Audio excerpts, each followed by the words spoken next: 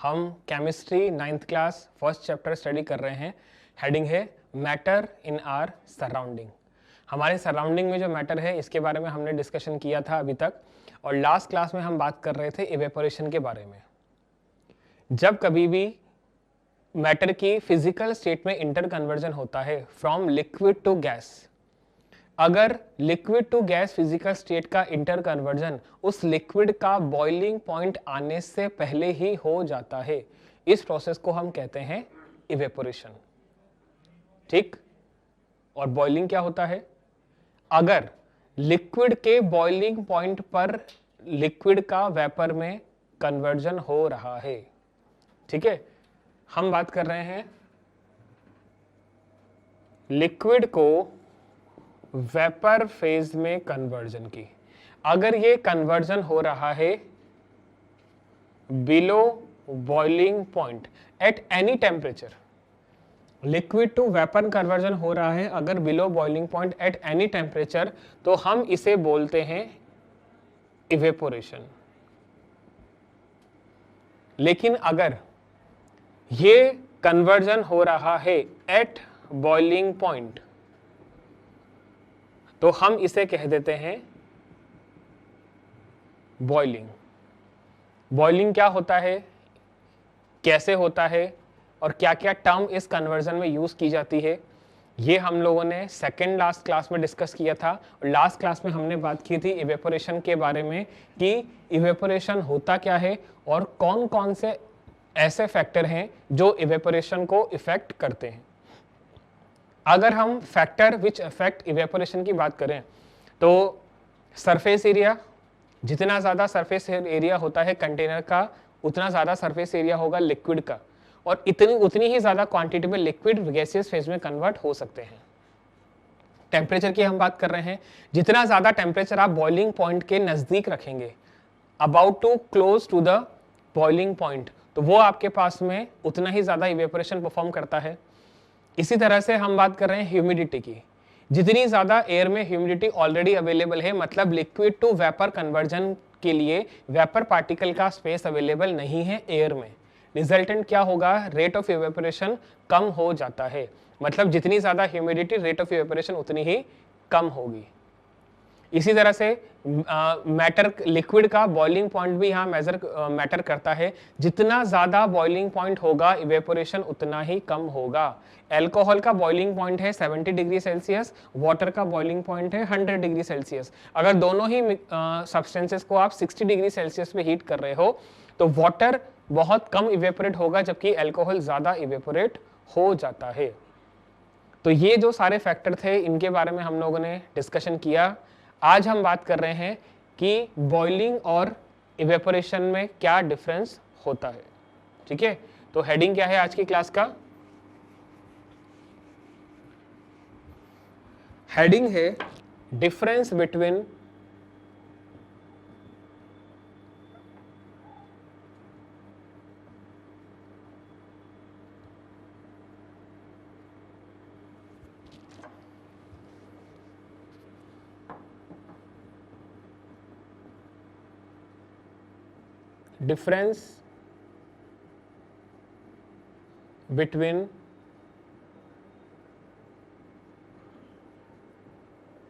Evaporation and boiling. Boiling और evaporation में क्या डिफरेंस होता है, हम इस चीज को जज करने की कोशिश कर रहे हैं। यहां पर एक टेबल मेंटेन कीजिएगा। टेबल में हम कंपेयर कर रहे हैं इवेपोरेशन को, और सेकेंड साइड हम पॉइंट डिस्कस कर रहे हैं बॉइलिंग के बारे में। डिफरेंस बिटवीन बॉइलिंग और इवेपोरेशन में हम एक कंपैरेटिव स्टडी कर रहे हैं कि इवेपोरेशन बॉइलिंग में क्या डिफरेंस होता है। देखो, सबसे पहला डिफरेंस की ये है, जिस भी कंटेनर में हीट के थ्रू लिक्विड वेपर में कन्वर्ट हो रहा है, यहां पर कन्वर्जन सिर्फ और सिर्फ सरफेस पर ही होता है। कंटेनर के और किसी एरिया से और किसी पार्ट से लिक्विड वेपर में कन्वर्ट नहीं होता, सिर्फ और सिर्फ सरफेस से इवेपोरेशन परफॉर्म होता है। तो हम इवेपोरेशन में फर्स्ट पॉइंट लिख रहे हैं, it is a surface phenomena.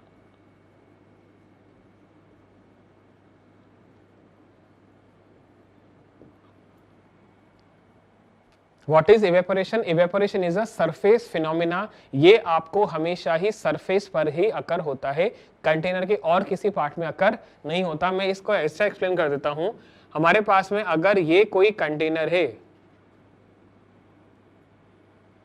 ये कोई कंटेनर है जिसकी वाटर का सरफेस ये रहा और यहां पर ये रहा हमारे पास में वाटर, तो जब कभी भी इस लिक्विड को हीट करने पर ये वेपर में कन्वर्ट होगा। जो पार्टिकल यहां से वेपर की फेज में कंटेनर में से निकल रहे हैं वो सिर्फ सरफेस के ही पार्टिकल होंगे और किसी एरिया के पार्टिकल इस कंटेनर में से वेपर की फेज में कन्वर्ट नहीं हो सकते।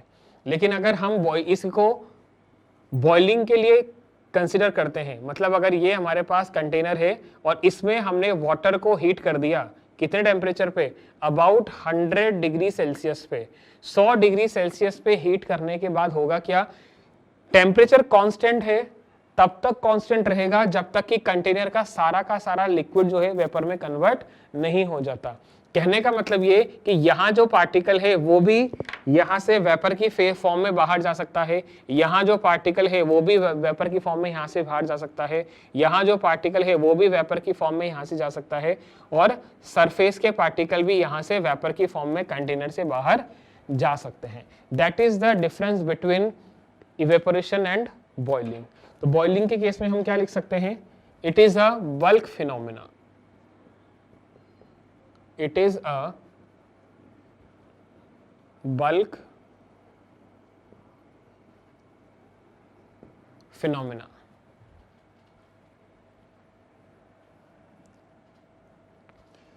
इवेपोरेशन सिर्फ सरफेस से ही वेपर में कन्वर्ट होता है लिक्विड, जबकि बॉइलिंग में कंटेनर के किसी भी पार्ट से, क्योंकि टेम्परेचर कांस्टेंट, इसका मतलब हर पार्टिकल के बीच टेम्परेचर का डिस्ट्रीब्यूशन तो इक्वल हुआ है लेकिन एनर्जी का डिस्ट्रीब्यूशन इक्वल नहीं हुआ है।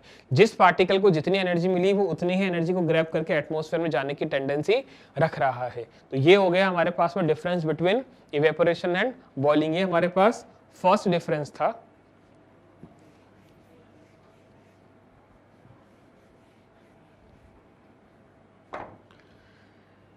सेकेंड जो डिफरेंस है हमारे पास इवेपोरेशन और बॉइलिंग का, वो है it occurs at any temperature below boiling point. Liquid का बॉइलिंग पॉइंट आने से पहले ये किसी भी टेम्परेचर पे आपको अकर हो सकता है। ये रूम टेम्परेचर पर भी किसी न किसी फॉर्म में वाटर का इवेपोरेशन हो, बहुत ही कम रेट से लेकिन होता जरूर है। जबकि भी अगर हम बॉइलिंग की बात करते हैं, it occurs only at boiling point of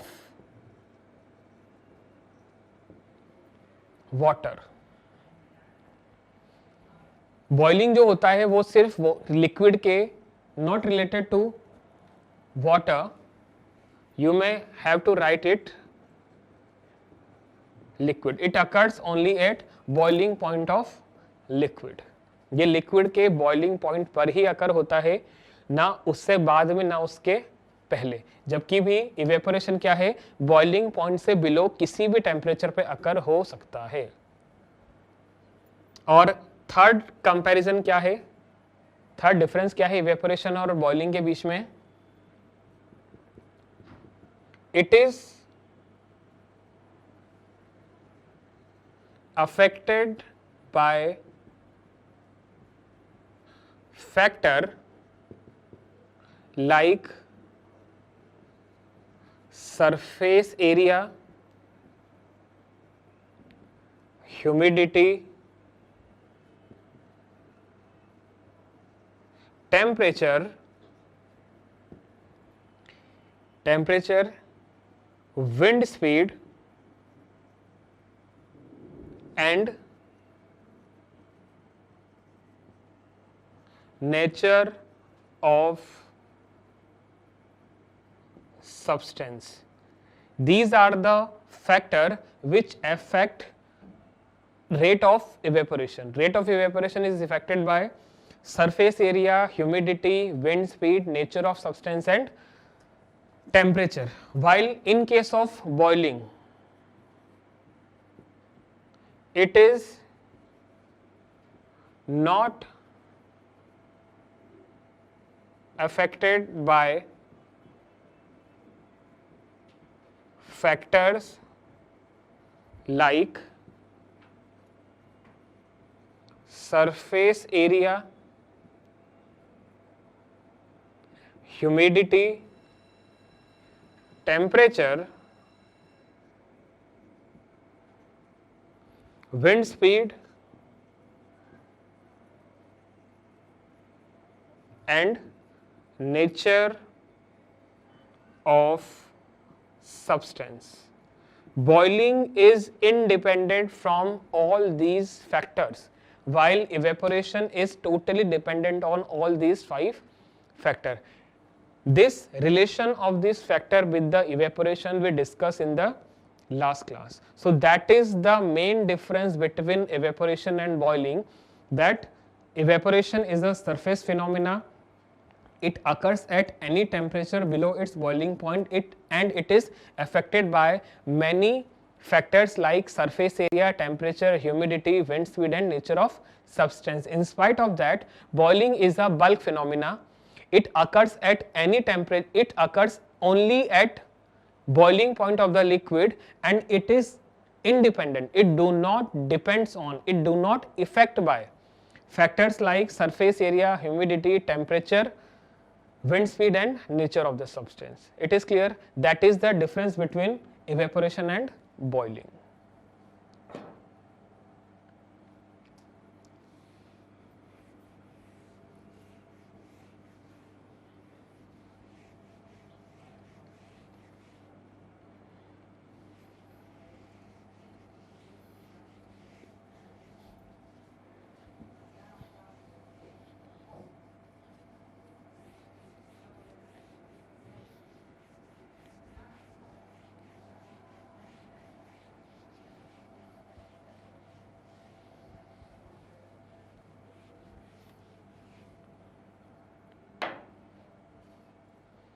next जो बात हम डिस्कस कर रहे हैं इवेपोरेशन के बारे में वो है cooling caused by evaporation.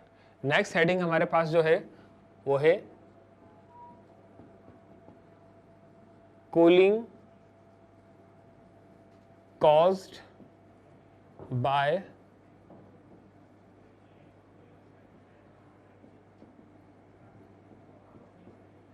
Evaporation.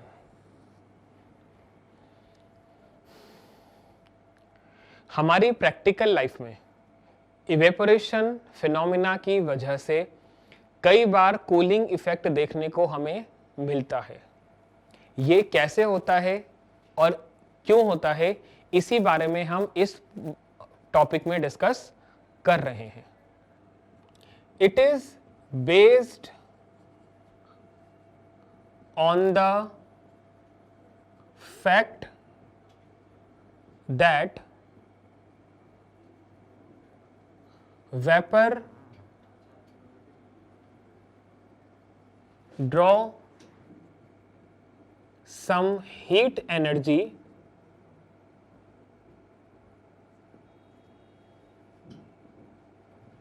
from any substance to whom it touch. What is the principle for the cooling caused by evaporation? The concept is whenever liquid is converting into the vapor phase and to whom it is touching, we are discussing about the vapor molecule. If vapor molecule is in contact with the other substance, liquid का vapor molecule जिस भी substance के contact में आता है वो उस substance से एक specific amount of heat को draw कर लेता है और खुद को vapor में convert कर लेगा, जिसके रिजल्टेंट अदर सब्सटेंस का टेम्परेचर थोड़ा सा डाउन हो जाता है। मैं आपको एक एक्टिविटी के थ्रू ये चीज समझाने की कोशिश करता हूं। मान लीजिए हमारे पास में कोई सरफेस है, कोई कंटेनर है, इस सरफेस का टेम्परेचर है T1, इसका टेम्परेचर है T1। जैसे ही एक लिक्विड का, मान लीजिए ये एक लिक्विड का वेपर मॉलिक्यूल है, जैसे ही इस लिक्विड का वेपर मॉलिक्यूल एयर में पास होता हुआ इस सरफेस के कांटेक्ट में आ गया, ये ऐसा लिक्विड है जिसका बॉइलिंग पॉइंट बहुत ही कम है।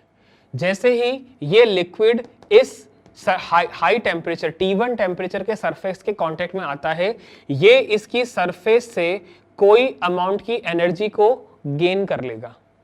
जैसे ही इस लिक्विड ड्रॉपलेट ने इस सरफेस से, जिसका टेम्परेचर T1 था, मैंने मान लिया कि इसने x अमाउंट की एनर्जी गेन कर ली, तो अब सरफेस का टेम्परेचर कितना रह जाएगा T माइनस एक्स, और ये x अमाउंट की एनर्जी को ग्रैब करके यहां से ये लिक्विड सब्सटेंस जो लिक्विड ड्रॉपलेट था वो एयर में इवेपोरेट हो गया है।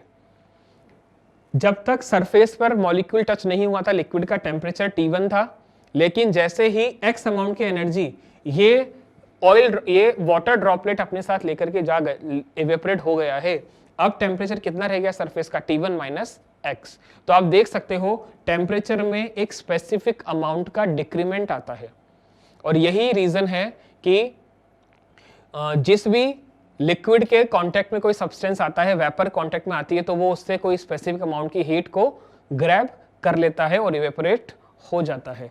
तो it is based on the fact that vapour draw some heat energy from any substance to whom it touch. जिस भी सब्सटेंस को ये टच करता है, उसको टच करके लिक्विड जो है वो इवेपोरेट होने की टेंडेंसी रखता है। इसके हमारे डेली लाइफ में, सॉरी, इस डेफिनेशन में आप वेपर नहीं, आप लिक्विड लिखिए।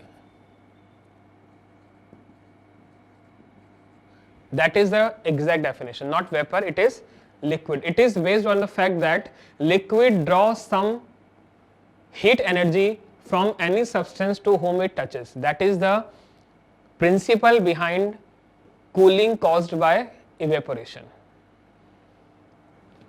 इसके प्रैक्टिकल लाइफ में कुछ एप्लीकेशन है, वन बाय वन हम उन एप्लीकेशन को देखने की कोशिश कर रहे हैं। सबसे फर्स्ट जो एप्लीकेशन है हमारे पास वो क्या है? wearing of cotton cloth in summer। First application क्या है हमारे पास कूलिंग कॉज बाय इवेपोरेशन की? Wearing of cotton cloth in summer. देखो गर्मियों के दिनों में होता क्या है, हमारी बॉडी से लिक्विड स्वेटिंग की फॉर्म में या पर्सपिरेशन की फॉर्म में बॉडी से निकलता चला जाता है। ये हमारी बॉडी का मैकेनिज्म है जो हमारी बॉडी के टेम्परेचर को मेंटेन रखता है। लेकिन पर्सपिरेशन में होता क्या है, सिर्फ लिक्विड मॉलिक्यूल बॉडी के इंटरनल स्ट्रक्चर से निकल करके स्किन पर आ गया है, बॉडी की आउटर स्किन तक आ गया है। फॉर एग्जाम्पल मान लीजिए ये हमारे पास में स्किन का पार्ट है और ये स्किन में बनने वाले कुछ पोर्स का स्ट्रक्चर मैं आपको बता रहा हूं। यहां पर ये एक लिक्विड मॉलिक्यूल है।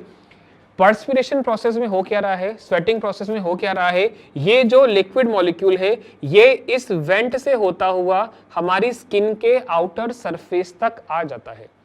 स्किन के आउटर पोर्ट तक आ गया, इट इज स्वेटिंग। और जब बहुत ज्यादा लिक्विड मॉलिक्यूल आपस में कलेक्ट हो जाते हैं तो वो हमें ड्रॉपलेट की फॉर्म में स्किन पर दिखाई देने लग जाते हैं। ये हम लोगों ने कभी, जब हम बहुत दौड़ भाग करते हैं तो हमने कभी हमारे फेस पे, स्किन पर एक्सपीरियंस किया भी होगा। अब होता क्या है, ये जो ड्रॉपलेट है, देखो हमारी स्किन का, हमारी बॉडी का टेम्परेचर भी ज्यादा है और इस स्किन के ऊपर जिसका टेम्परेचर थोड़ा ज्यादा है वहां पर एक ऑयल ड्रॉपलेट आ गई, जो कि स्वेट की, ऑयल ड्रॉपलेट नहीं, स्वेट की ड्रॉपलेट आ गई। अब होगा क्या, ये जो ऑयल, जो स्वेट की ड्रॉपलेट है, हमारी स्किन का थोड़ा सा टेम्परेचर ग्रैब करके खुद के एनर्जी को बढ़ा करके यहां से मॉइस्चर की फॉर्म में एटमॉस्फेयर में चली जाती है। जो स्वेट ड्रॉपलेट हमारे स्किन के कांटेक्ट में थी, वो हमारी स्किन का जो हाई टेम्परेचर था उसमें से थोड़े से अमाउंट की हीट एनर्जी को ग्रैब करके खुद को लिक्विड से वेपर फेज में कन्वर्ट करके मॉइस्चर की फॉर्म में एयर में चला जाता है।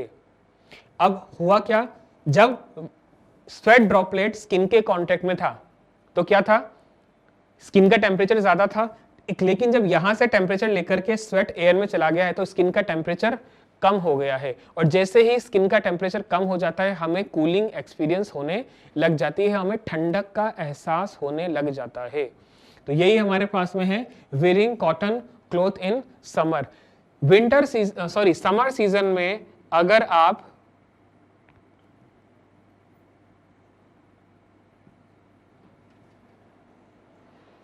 बहुत ज्यादा स्वेट कर रहे हो तो उस कंडीशन में जो हमारे बॉडी के स्ट्रक्चर से, बॉडी के स्किन से स्वेट निकलता है, उस स्वेट मॉलिक्यूल को एटमॉस्फेयर में मॉइस्चर की फॉर्म में रिलीज करने के लिए इट इज एडवाइजेबल कि आप बहुत ही लाइट वेट का क्लॉथ पहनिए, एक ऐसा क्लॉथ जो पोरस नेचर का हो, जिससे कि एयर जो है वो हमारी स्किन के कांटेक्ट में डायरेक्ट आ सके, क्योंकि जो स्वेट मॉइस्चर की फॉर्म में यहां से निकल रहा है उसको हमारी बॉडी के सराउंडिंग में पैसेज चाहिए ताकि वो एयर में इजीली फ्लो कर सके। तो गर्मियों के दिनों में कॉटन क्लॉथ पहनने की वजह से इसीलिए हमें ठंडक महसूस होती है, क्योंकि जितना भी स्वेट है वो इजीली हमारी बॉडी के टेम्परेचर का थोड़ा सा अमाउंट ग्रैब करके खुद को मॉइस्चर में कन्वर्ट कर लेता है और हमें ठंडक एक्सपीरियंस होने लग जाती है। क्लियर? तो that is the first application of evaporation, wearing of cotton cloth in summer. Second, हम एक एक्सपीरियंस ये बात कर रहे हैं, क्या है, पोरिंग ऑफ एसीटोन और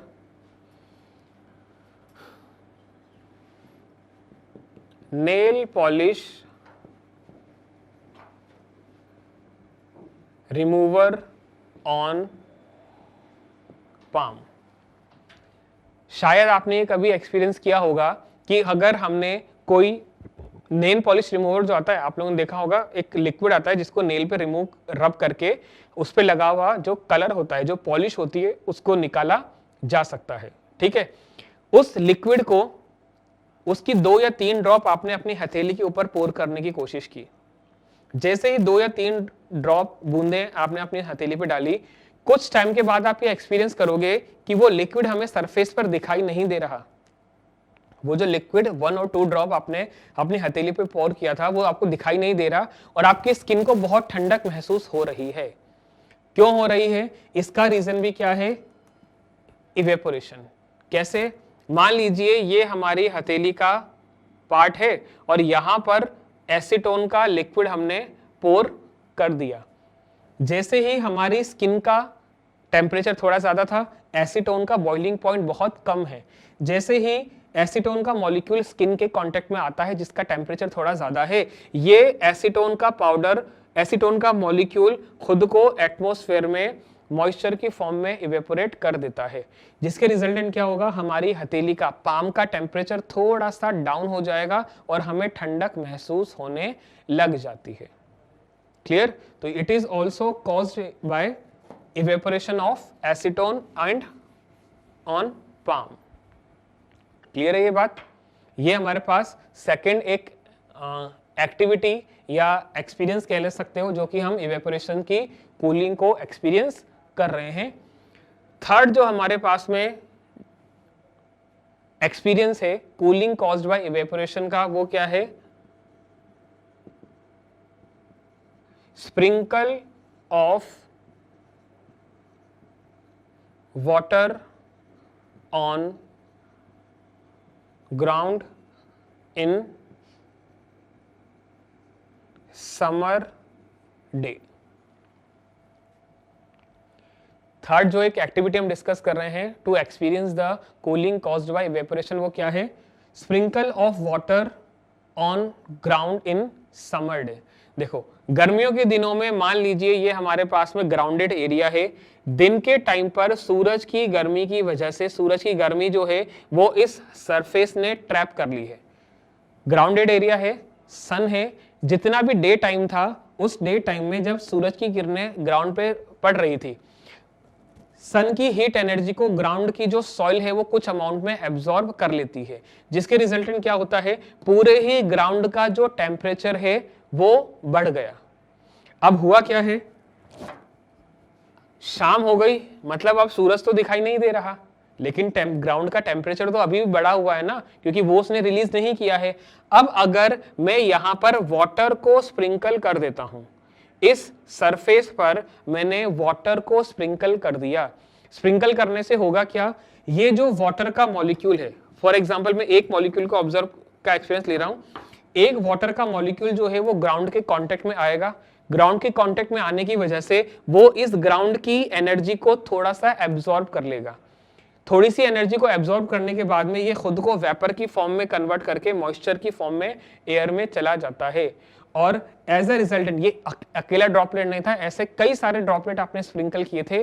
रिजल्टेंट क्या होगा कि ग्राउंड का टेम्परेचर कम हो जाएगा, और जब आप उस पर वॉक करोगे या उसके आसपास की जो एयर होगी वो आपको ठंडी महसूस होने लग जाएगी। उस एयर में आप बहुत ही कूल एक्सपीरियंस करने लग गए हो। This is the third activity, sprinkle of water on ground in summer day, which is an evidence that evaporation causes cooling. Clear है ये बात? यहां पर एक चीज नोट कीजिएगा,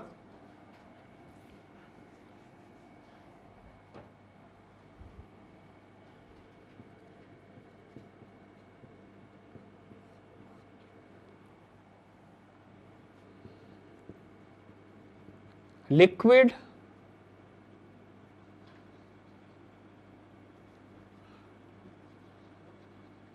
draw latent heat of vaporization from substance to evaporate। एक note यहां पर कीजिएगा, बात आप क्या है? Liquid draw latent heat of vaporisation from substance to evaporate. अभी तक जो हमने इन तीनों ही एक्टिविटी में डिस्कस किया कि लिक्विड मॉलिक्यूल वेपर में कन्वर्ट हो रहा है, किस जिस सब्सटेंस के कांटेक्ट में वो आता है उससे हीट एनर्जी को ग्रैब करके। कौन सी हीट एनर्जी को ग्रैब कर रहा है? वो हीट एनर्जी है latent heat of vaporisation. Latent heat of vaporisation वो अमाउंट ऑफ एनर्जी होता है, वो अमाउंट ऑफ हीट है जो कि उसके टेम्परेचर को मेंटेन रखते हुए उसको लिक्विड से वेपर फेज में कन्वर्ट करने के लिए रिस्पॉन्सिबल है। तो लिक्विड मॉलिक्यूल जितनी भी एनर्जी ग्रैब कर रहा है उस अमाउंट को आप क्या कहते हैं? Latent heat of vaporisation. Clear है बात? जो तीनों ही एविडेंसेस में कूलिंग कॉज्ड बाय इवेपोरेशन के एविडेंसेस में हमने एक्सपीरियंस किया, लिक्विड जो भी एनर्जी ग्रैब कर रहा है वो एनर्जी क्या है? वो लिक्विड की लेटेंट हीट ऑफ वेपोराइजेशन का ही अमाउंट है, वो उतनी ही एनर्जी ग्रैब कर पा रहा है खुद को लिक्विड से वेपर फेज में कन्वर्ट करने के लिए। ठीक है, यहां पर एक और भी एविडेंस है हमारे पास हमारी प्रैक्टिकल लाइफ में जो हमें ये बता सकता है कि इवेपोरेशन हो रहा है या नहीं हो रहा है, पहली बात। और दूसरा ये कि हमारी जो एटमॉस्फेयर है, जो हमारी एयर है, उसके अंदर मॉइस्चर प्रेजेंट है या नहीं है। एक एक्टिविटी आप ये देखिएगा, मान लीजिए मेरे पास एक बॉटल है, ये एक बॉटल है मेरे पास में जिसके अंदर मैंने आइस कोल्ड वाटर रख दिया है। एक ऐसा टेम्परेचर एक ऐसा वाटर जिसका temperature about to 0 degree Celsius है, बहुत ही लो टेम्परेचर का वाटर मैंने इस बॉटल के अंदर फिल कर दिया है। कुछ टाइम के बाद हम क्या एक्सपीरियंस करते हैं कि इस वाटर की बॉटल के सरफेस पे कुछ ऑयल के ड्रॉपलेट हमें दिखाई देने लग गए हैं। बहुत ही चिल्ड वाटर की, मतलब बहुत ही आइसी कोल्ड वाटर को बॉटल में फिल करके अगर मैंने एटमॉस्फेयर में रख दिया है कुछ टाइम के लिए, तो आप ये देखोगे कि उसकी सरफेस पर मुझे ऑयल लिक्विड के ड्रॉपलेट दिखाई दे रहे हैं, वाटर के ड्रॉपलेट दिखाई दे रहे हैं। ये वाटर कहां से आया सरफेस पर? ये हो क्या रहा है, जब आपने आइस चिल्ड वाटर को, आइस कोल्ड वाटर को एटमॉस्फेयर में रखा था, टेम्परेचर जो है वो बहुत ही कम था, बहुत ही लो टेम्परेचर है, ठीक। और यहां पर इस बॉटल के एटमॉस्फेयर में कुछ वाटर के मॉलिक्यूल्स अवेलेबल हैं मॉइस्चर की फॉर्म में। जैसे ही ये मॉलिक्यूल फ्लोट करते हुए इस वाटर बॉटल की सरफेस तक आ जाते हैं, होगा क्या, ये वाटर के मॉलिक्यूल, ये लिक्विड के मॉलिक्यूल अपनी जो हीट एनर्जी है वो इस लिक्विड को प्रोवाइड कर देते हैं। लिक्विड को उन्होंने अपनी हीट एनर्जी दे दी। अगर एयर का वाटर मॉलिक्यूल अपनी एनर्जी इस वाटर बॉटल को प्रोवाइड कर देता है, तो होगा क्या, उसकी खुद की एनर्जी कम हो गई और वो जितने भी वाटर ड्रॉप मॉलिक्यूल्स हैं वो ड्रॉपलेट की फॉर्म में हमें इस सरफेस पर दिखाई देने लग गए हैं। समझ में आ रही है बात कि क्यों आइस चिल्ड वाटर को कंटेनर में रख के एटमॉस्फेयर में रखने पर उस पर ड्रॉपलेट दिखाई दे जाती है।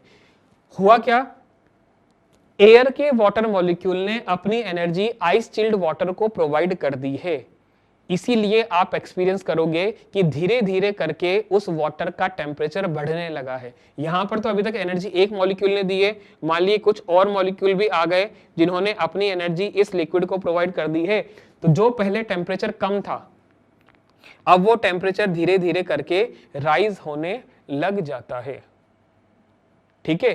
तो ये हमारे पास में एक और एविडेंस है कि कूलिंग इवेपोरेशन की वजह से होती है, और यही एक्टिविटी आप परफॉर्म कर सकते हो ये जज करने के लिए कि क्या हमारी एयर में, हमारी सराउंडिंग की एयर में वाटर मॉइस्चर की फॉर्म में अवेलेबल है या नहीं है। क्लियर है ये बात? एक चीज और नोट कीजिएगा,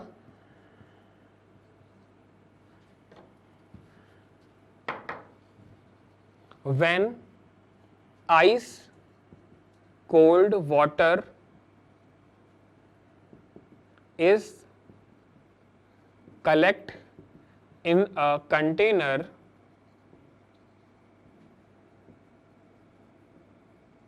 after some time water droplets appear on the surface.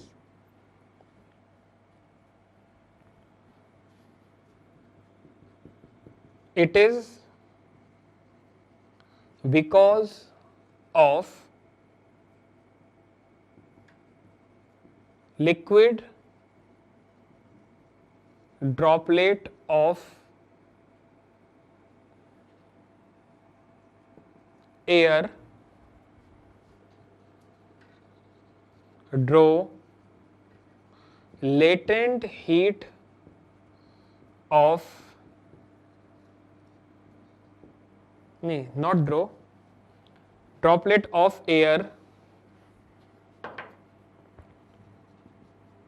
give latent heat of vaporization to ice cold water molecule. When ice cold water is collect in a container, after some time water droplet appear on the surface, it is because of liquid droplet of air give latent heat of vaporization to ice cold water and they sediment itself on the surface. As a result of that they form a droplet on the container surface. तो ये हमारे पास में कुछ cooling effect हैं जो evaporation की वजह से हमारे डेली लाइफ में परफॉर्म होते हैं, और लिक्विड का आइस चिल्ड लिक्विड की सरफेस से वाटर ड्रॉपलेट कैसे दिखाई देते हैं वो भी हमने आज की क्लास में समझा। आज की क्लास के लिए इतना ही।